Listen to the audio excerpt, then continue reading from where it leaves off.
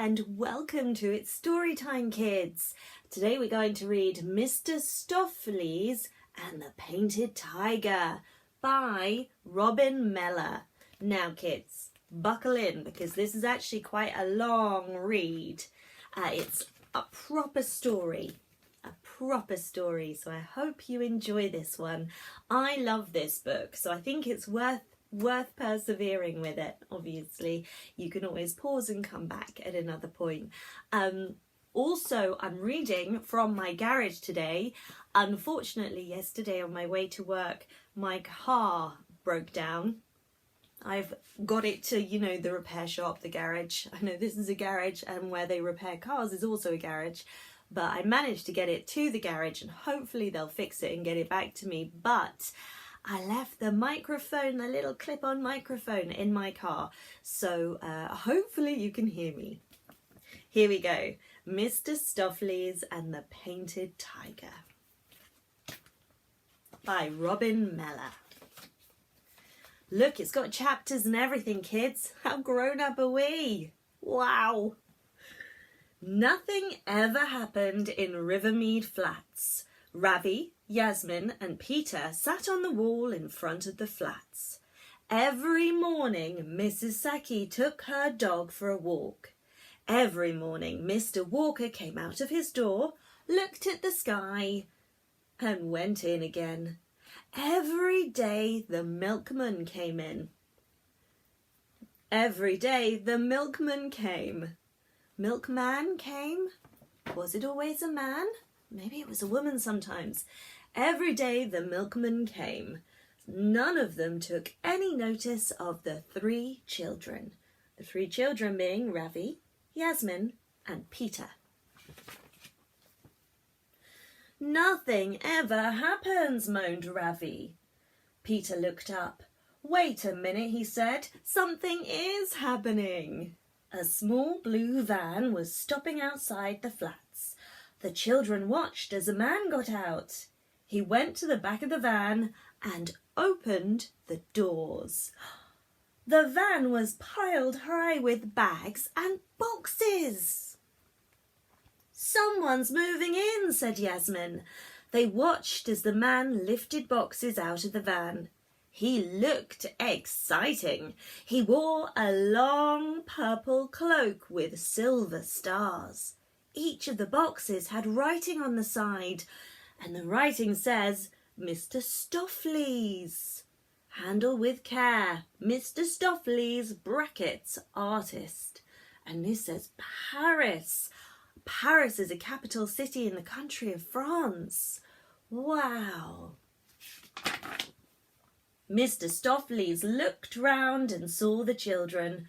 What's in these boxes? Asked Peter. Mr. Stofflees just smiled.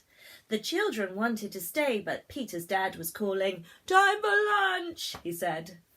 After lunch, Ravi, Yasmin and Peter came back to the front of the flats, but the van had gone.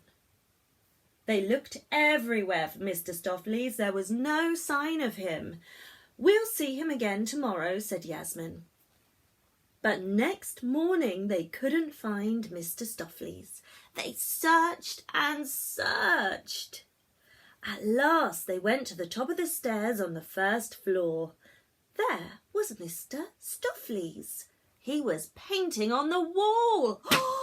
Kids, do not paint on the wall unless you have very clear permission to do so. Goodness, I'm sure Mr. Stofflees did. Ravi, Yasmin and Peter stood and watched. First, he painted a large white square. He used a large brush. When the white paint was dry, he picked up a thin brush. He dipped it in the black paint and he started to draw an outline. What's it going to be? Peter asked. Mr. Stofflees just smiled. It's a horse, said Yasmin. No, said Peter, it's a lion. I think it's a giraffe, said Ravi. Yasmin shrugged. Perhaps it's not an animal at all. Suddenly Ravi said, I know, it's a tiger. Yes, said Mr. Stofflees. Look, we're on chapter 2 already, kids. That wasn't too bad. Sorry, quite an itchy face. I do apologise. Mr. Stofflees carefully drew the head, the nose, the eyes, the mouth, the whiskers, the body, and, last of all, the tail.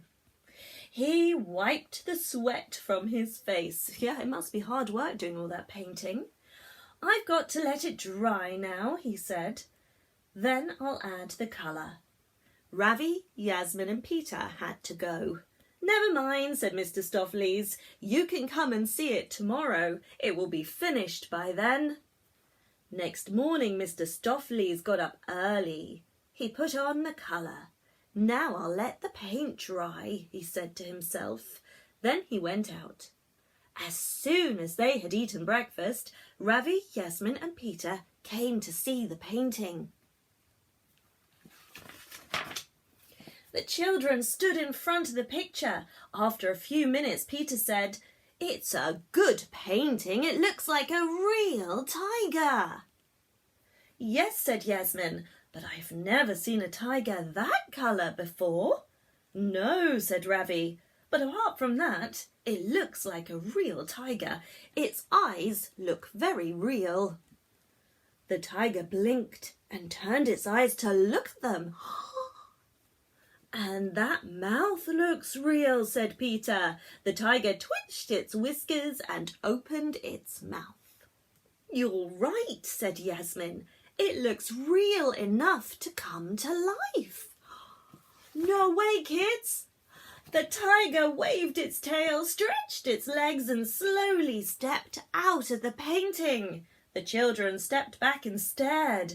The tiger looked around and sniffed the air. Then it turned and ran up the stairs.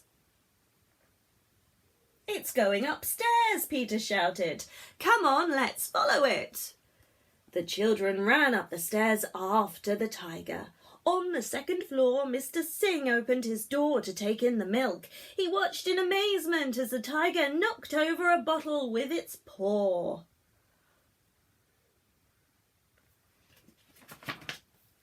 Then it started to drink the spilt milk.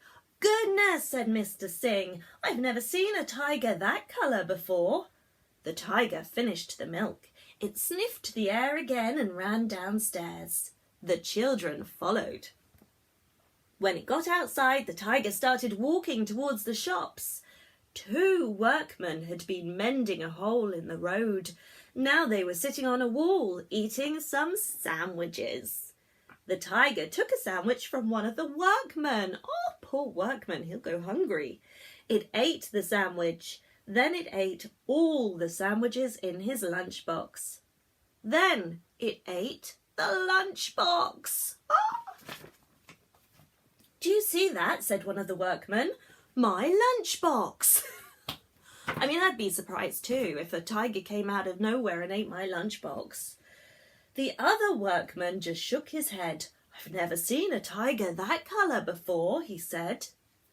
The tiger started off again towards the shops. When it reached the corner, the tiger sat down in the middle of the road. A number 6 bus couldn't get past. The driver lifted his cap and scratched his head. "I've never seen a tiger that colour before," he said. Some of the passengers shouted at the tiger, "Come on, move!" The tiger took no notice of them. In the end, the bus driver tooted the horn and the tiger moved out the way. One of the passengers was a teacher from the school. "This is interesting," she said. "I shall write to the newspapers about it." Chapter 3. Oh, I can't believe we're on chapter 3 already. That says 21, kids. We've read 21 pages. Wow, that's so many words. An old lady was walking her dog. The dog started to bark when it saw the tiger. It pulled at the lead and wanted to play. The tiger stopped. It looked at the dog, lifted its head and said, "Roar!" Is that what a tiger sounds like? Maybe you can do better roaring, kids. You try at home. The dog hid under the old lady's skirt. Well, well, well, said the old lady. I've never seen a tiger that colour before.